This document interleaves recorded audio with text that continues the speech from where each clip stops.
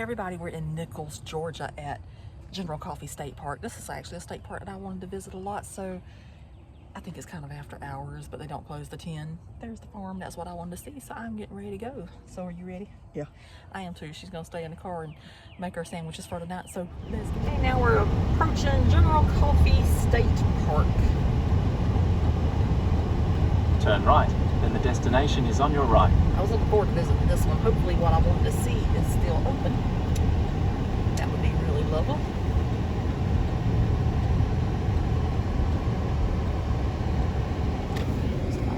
The destination is on your right, General Coffee State Park. General Coffee State Park. Arrive. Where's your thing? It's right here. There's the trading post, but it's already closed for today because it's already 6:21 p.m. We're having a late trip today.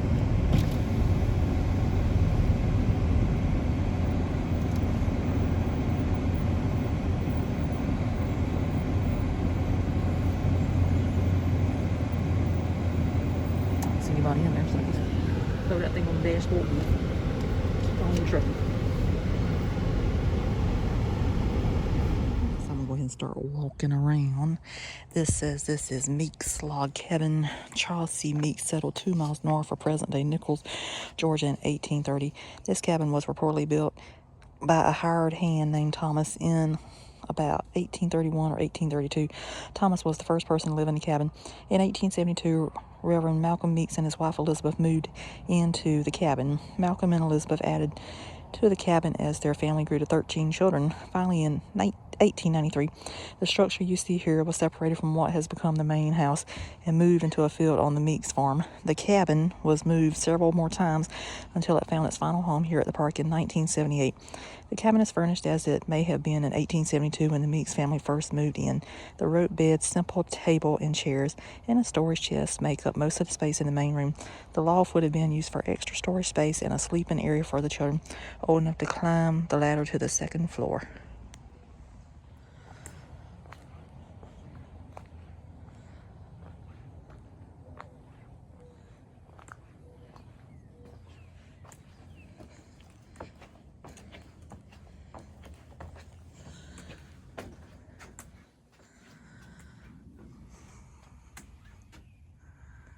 I'm gonna guess this is probably closed. Yeah. Probably could have got in if I'd have been here earlier, but this is our fourth park today. Oh well. It's also the last one of the day too. Then we're going to the hotel and start again in the morning.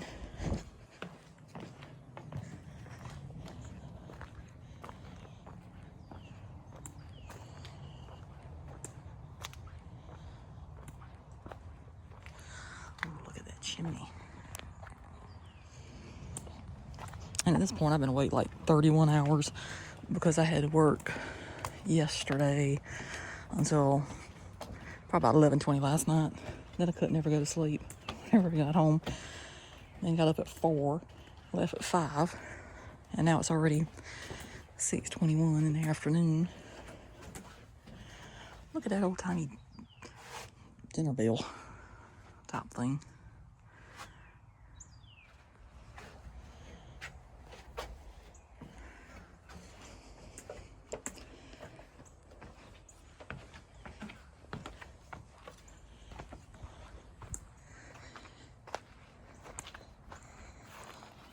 Pretty sure that's supposed to represent a whale.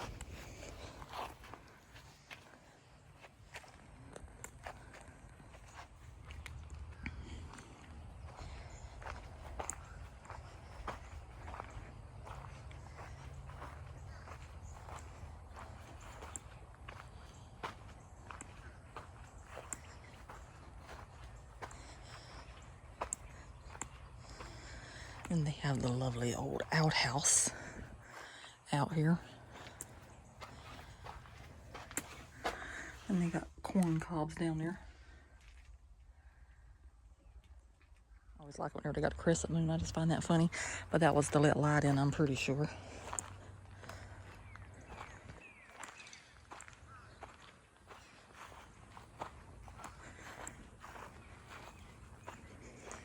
Then over here where you would have had the smokehouse, and it says the smokehouse was used for preserving meat after butchering.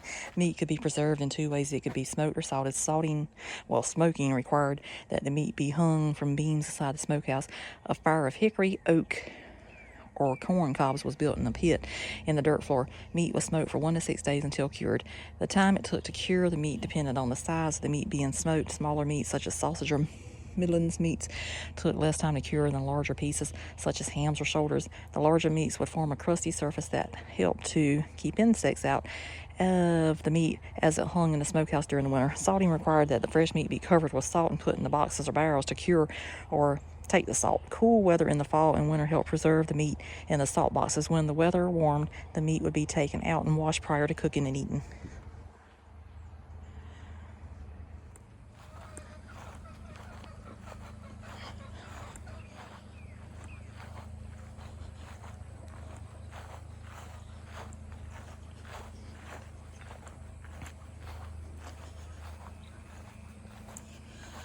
Check out this super sweet garden. Oh my lord. They got deer skins on the back of that and wash tubs.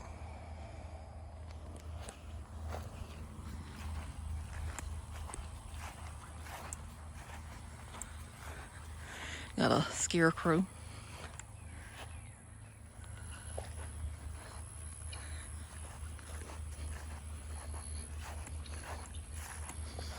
Got some pretty sunflowers up here.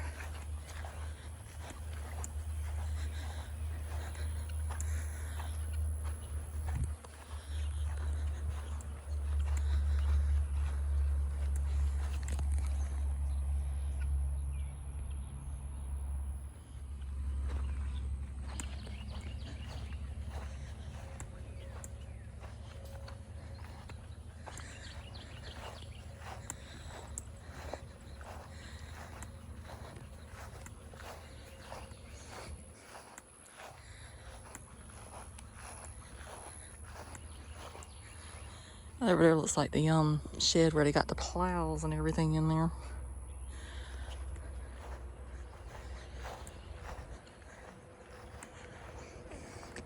This is the blacksmith shop, and it says a typical blacksmith shop contained a forge, bellows, leg vise, anvil, and a variety of hand tools. Most had work tables around the perimeter and a slack tub full of water for cooling hot metal. Products from the forge included hinges, wagon wheel rims, handmade nails, small hand tools, and iron hooks for hanging pots in the fireplace. The blacksmith was an important member of the community since he was needed to repair extensive equipment when it broke. The blacksmith shop was also a place where people would gather and exchange news while they waited for work to be done. Many farmers also had small blacksmith shops, such as this one, on their own farms to make minor repairs to tools and equipment on the spot. By the late 1800s, farmers were even being encouraged by salesmen to purchase portable forges that were easy to use and could be moved when needed. Let's see if I can see anything. I can see some.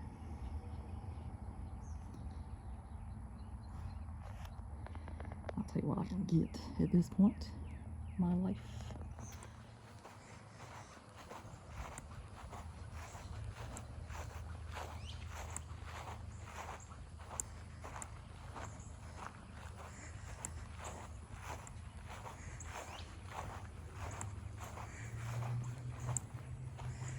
This also has old equipment in it.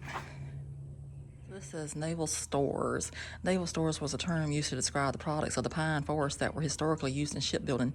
These products included such materials as tar, pitch, gum, and turpentine, as well as mats and spars for ships. Crude gum, pitch, and tar were traditionally used for caulking ship hulls. The use of petroleum products, various metals, paper, byproducts, and high labor costs have all contributed to the decline in the production and distribution of these wood products.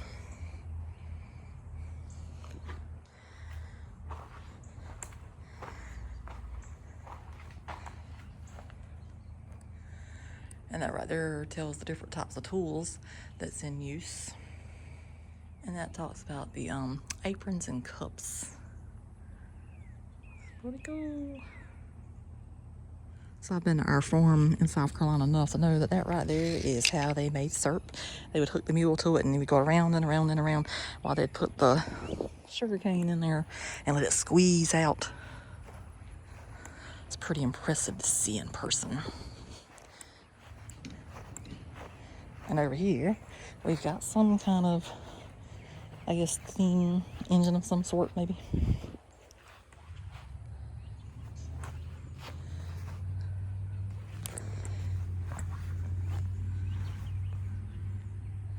I don't think that's showing up very good because that sun is brutal, as always.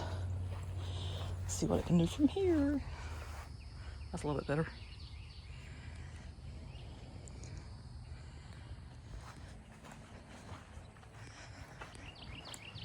This right here is the syrup roller, hog scalder, and cane press. Structures such as these could be found on almost every farm in the area. Two main uses of the boiler was to cook sugar cane juice in cane syrup and to scald hogs at butchering time to remove bristles and hair. Cane syrup was the main source of sweetener available to local farmers, and almost everyone grew some sugar cane on their farm. Hogs were raised to sell and to eat. The cane press is located to the right of syrup shed. A mule, horse, or even kids would turn the press in a circle by pulling the pole, while someone would feed sugar cane in the opening along the side. The cane juice would run out and be collected in a bucket. It was then boiled down to form cane syrup. So that's basically what I told you on that one over there.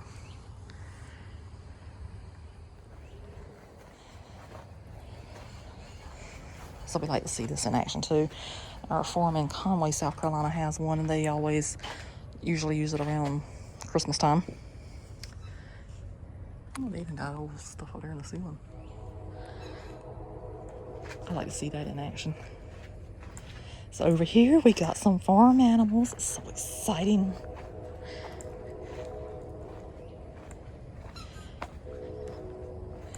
They do have food over here to feed them. However, I left all my money in the car. They got little pellets for them. They're probably saying I'm already off duty, lady.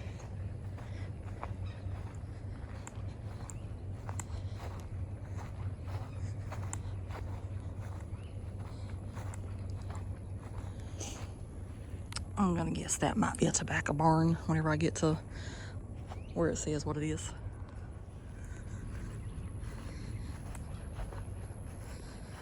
Hello, you got such a good personality. You just smiling down there. Yes, you are. How are you doing?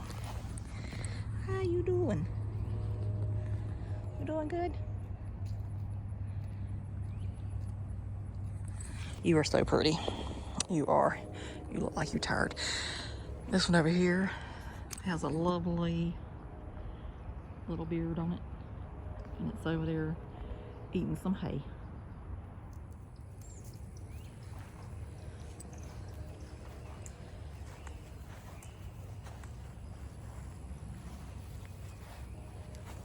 Hello.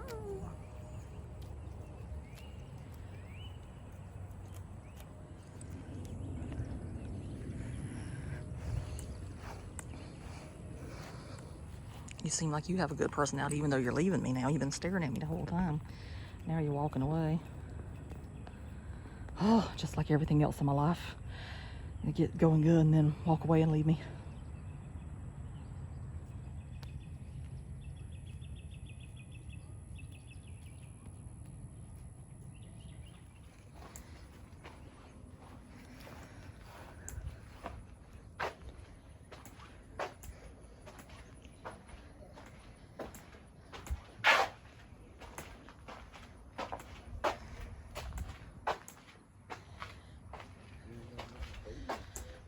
Yeah, tobacco barn. I was right.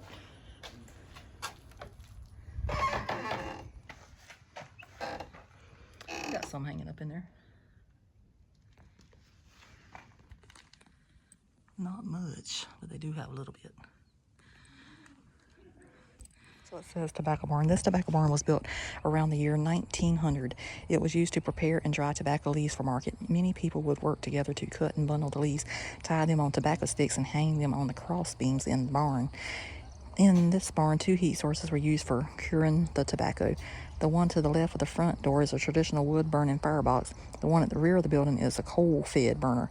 The heat was funneled into the building through metal pipes that also served to carry the smoke from the fires out of the building through the 4 metal pipes still located in the corners. The temperature inside the building needed to be controlled between 80 to 160 degrees for about a week to cure the tobacco leaves. The leaves were then placed in large baskets covered with burlap and taken to market. Tobacco was a major cash crop in this area of Georgia during the early 1900s. Barns, such as this one, were quickly replaced in the 1920s and 30s with smaller barns called bunk barns that could be heated more efficiently. These smaller barns can still be seen on many local farms.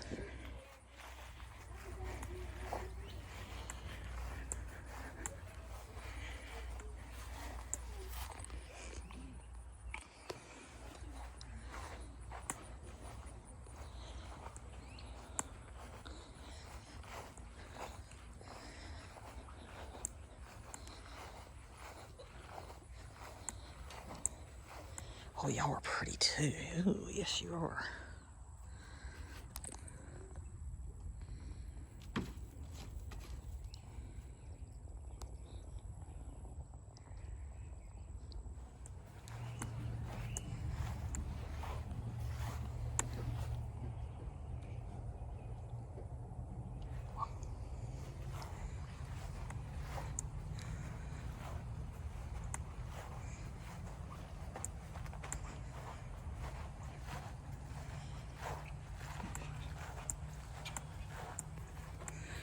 This was the mule and hay barn. Barns such as this one served a dual purpose on farms. These barns were called hay barns or corn cribs. These structures provided shelter for farm animals as well as storage for hay and feed. The logs on the building were set apart to allow for air circulation. Sometimes pegs were stuck between the logs to catch the hay and keep it from being trampled on the ground. Frequently, a second level would be added for grain and feed storage. The roof line was also extended to the sides to form shelter from the weather and provide extra storage space for farm equipment. Hopefully that's taken because that sun is terrible right now. Oh, all the tools in there.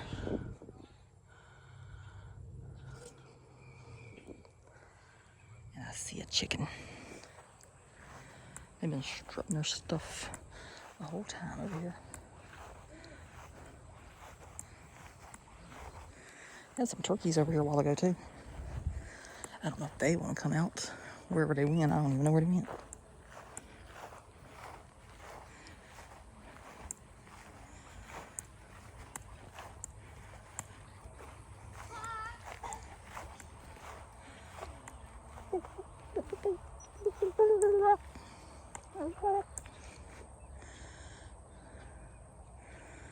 I might have walked out because their gate's open. They might already ate and left. Oh, there's one of them over there. It's a turkey.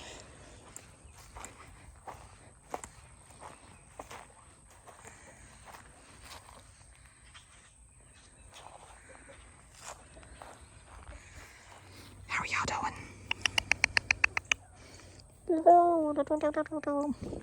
My chicken call is not very good right now. I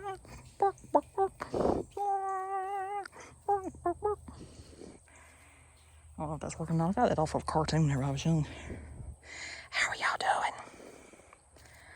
doing? Look at all of them. That rooster is strutting his stuff back there. Look at that.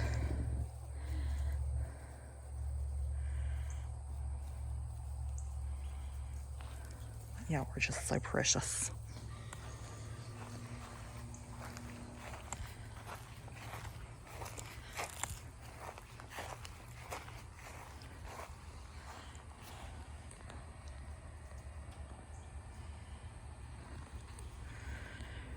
Run, rooster.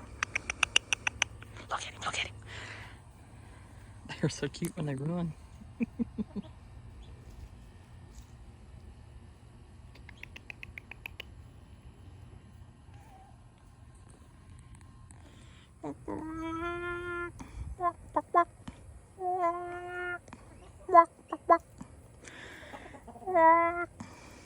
I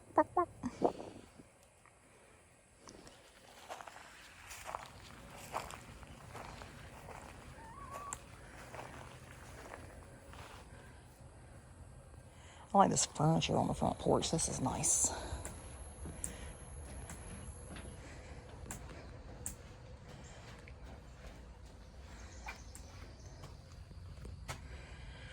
And this says Heritage Farm Info. General Coffee State Park's Heritage Farm is a representation of life in Wiregrass, Georgia during the late 19th and early 20th centuries. Wiregrass, Georgia refers to a region located in the coastal plain historically dominated by a forest of longleaf pine with an understory of wiregrass. Early settlers began moving into this region shortly after the displacement of the indigenous peoples. Many of these pioneers were of Scots-Irish descent. Among this wave of settlers were prominent families that still reside in the area today. Many of these people were subsistence farmers owning as much as 400 acres, with as little as 2 or 3 of those acres being cleared land used for cultivation. Of the crops grown, white corn and sweet potatoes were staples, as was sugar cane, grown for the production of cane syrup. There were no paddocks used to contain livestock in those days, save for the occasional pig pen, which contained animals being fed out for slaughter in the cooler months of fall and winter. Many hundreds of cattle and sheep once roamed throughout these piney woods, feeding on lush grasses and forbs. Generally, all livestock were descended from earlier stock brought to the New World by Spanish explorers and missionaries such as Piney Woods rooter hogs, Piney Woods and cracker cattle, Gulf Coast and cracker sheep, and cracker or marsh taggy horses. Cattle were rounded up and sorted in the early spring after the woods had been burned off, and in late spring sheep were gathered for shearing. Nearly all the cloth was made at home utilizing fibers grown or shorn on the farm, then spun, dyed, and woven. After the Civil War, a new industry became a source of employment. The naval stores industry utilized the gum or sap of our native longleaf and slash pines in such products as the distilled spirits of gum, turpentine, and gum rosin. Called naval stores, the name harkens back to the days when shipbuilders needed tar and pitch manufactured from pine gum to protect riggings and seal the hulls of large vessels. This industry turned the piney woods into a commodity, and those who didn't have a stake in turpentine turned into commercial agriculture. Store-bought items became more common in households around the turn of the century with the arrival of rail lines. Whistle stops popped up throughout this region, such as the community of Chatterton, adjacent to this park. Cotton was being grown and harvested on most farms in the area by this time. However, with the arrival of the wool weevil, a more sustainable source of income was sought after. Enter flue-cured tobacco. Following the end of the First World War, Coffee County had established a tobacco market in the city of Douglas. Farmers throughout this area toiled in their fields, turning the earth with mule and plow in the spring, and spent many long, hot hours in the backer porch, or backer patch. You know, you gotta talk country, backer. And then topping and then cropping these golden leaves, which would then be strung and hung in a barn like the one on display at the Heritage Farm. There it would be cured using heat for the duration of a week, and then would be laid on a sheet, bundled, and carried to market. Life in this area remained much the same until the end of World War II. Intrusion of pop culture through radio and television brought irreversible change to the people of the Wiregrass. Automobiles, aeroplanes, and public transportation made it possible for people, many who had been more than 30 miles from their place of birth, to see a new and swiftly changing world. These progressions brought much needed industry and education to the region and its people, but not without the cost of tradition and folk ways. The Heritage Farm is a window into life more than a century ago, showcasing the everyday existence of these early pioneers. That's interesting. I don't know what you can see in there.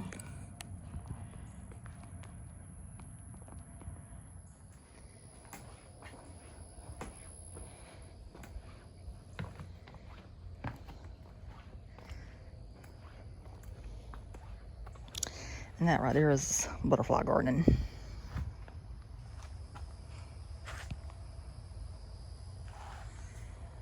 And that's a grindstone right there. Right there tells about the different butterflies. You got the tiger, swallowtail, monarch, and viceroy.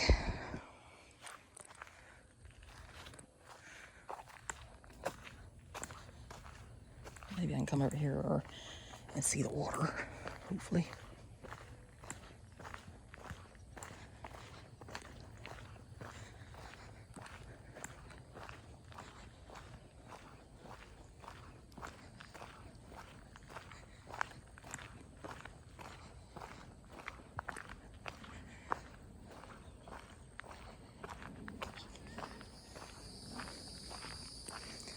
This was actually the park I wanted to come to the most today, other than Magnolia Springs.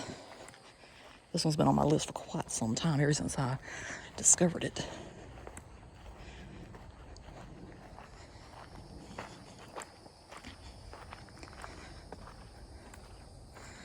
All right, there tells about what's living in the fresh water.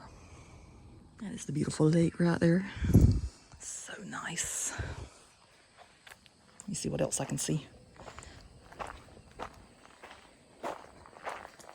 I'm excited I got to see the animals. That was a plus. I was kind of worried since I got here so late that I wouldn't get to see them, but I did.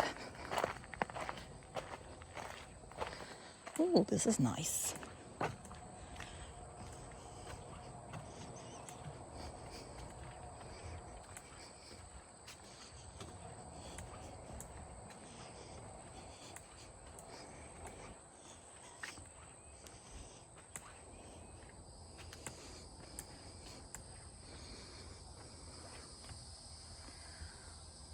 You got some kind of pier over there also.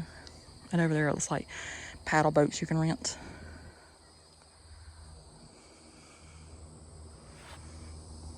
And the backside farm right there.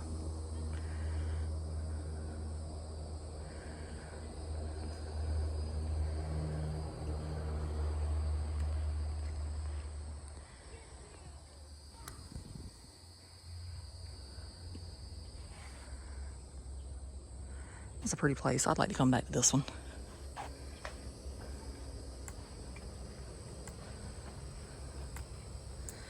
It's really, really pretty.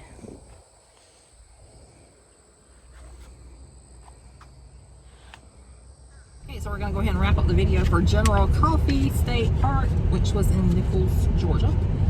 And on the park map brochure, it says General Coffee State Park is one of southern Georgia's best kept secrets and is known for interpretation of agriculture history at its heritage farm with log cabins, a corn crib, tobacco barn, cane mill, barnyard animals, and other exhibits. 17-mile river winds through a cypress swamp where the park hosts rare and endangered plants. The threatened indigo, snake, and gopher tortoise make their homes in this longleaf pine wiregrass community. Overnight accommodations include camping, cottages, and the Burnham House, an elegantly decorated 19th century cabin perfect for romantic getaways.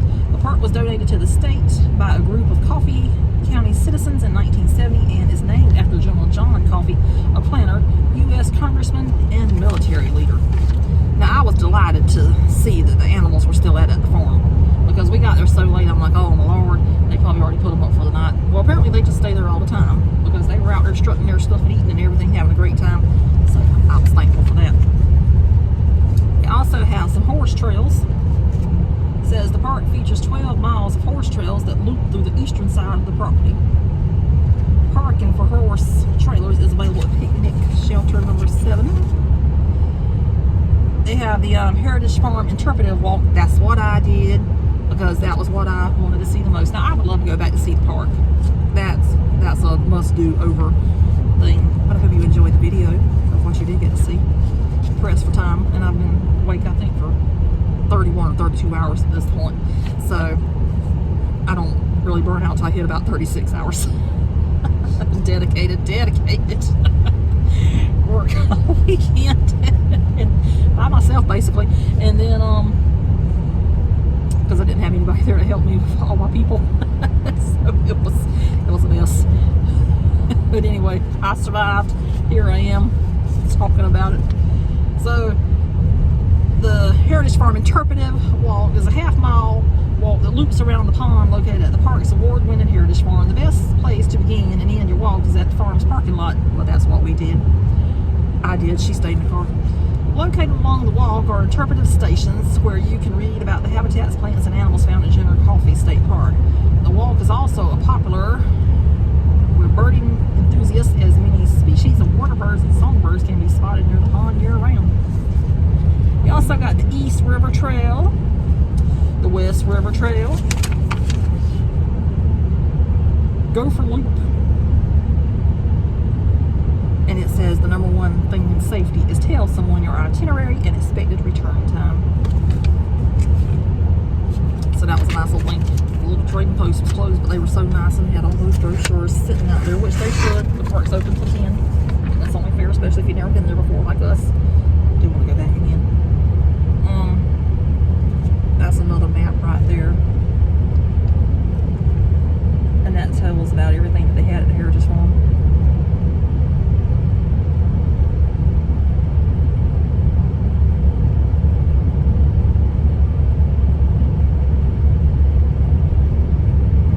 I believe I saw all that.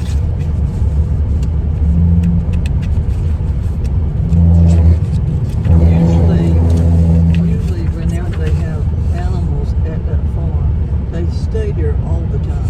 But to have someone to come in and feed them. I'm pretty sure there was somebody Yeah. there. You don't know which animals should stay out there by themselves, especially if people still out there. You know how people are. So they have 4 cottages. It says 4 2-bedroom cottages, 3-bedroom Burnham cottage, and the 1-bedroom Hawk's Nest cottage are fully equipped with kitchen supplies and bed, bath linens. The Burnham cottage features a master bedroom with a fireplace and a rocking chair porch.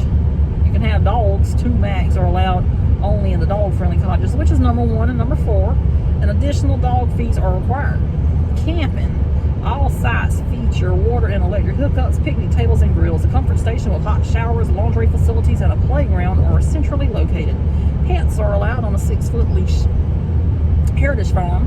This living history farmstead includes a blacksmith shop, tobacco barn, corn crib, and many other buildings. You got the Pioneer Campground, and it says large groups such as scouts can use these 2 camping areas that each have water, a privy tables, lean-to shelter, a fireman with a grill. They got a group shelter with a capacity of 180, which is great for reunions, company picnics, weddings, and other events. And a barbecue shelter is located behind this facility. You got a group lodge. The guest lodge can accommodate 40 guests and includes hot showers, kitchen, and a dining area. Linens are not provided, so that means bring your own. For 40 people, you probably need to.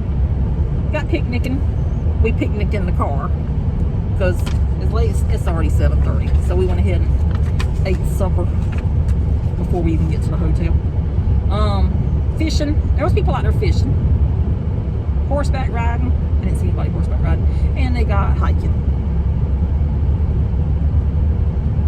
So, in the event you would like to know any of this information, feel free to go to Facebook, General Coffee State Park, or Georgia State Parks.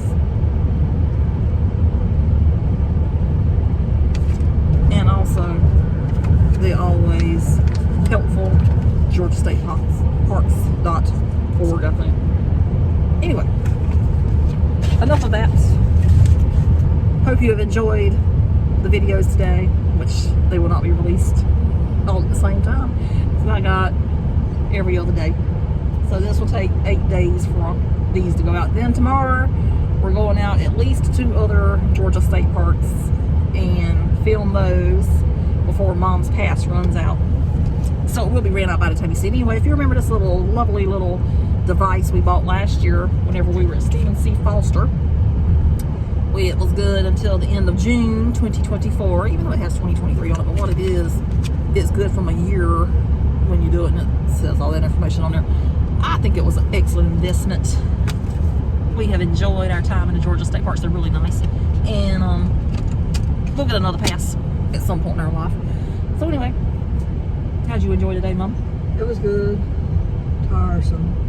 We've been on the road for over 14 hours now. We left home about 5:10 this Something like that. It's 7:32 p.m. right now.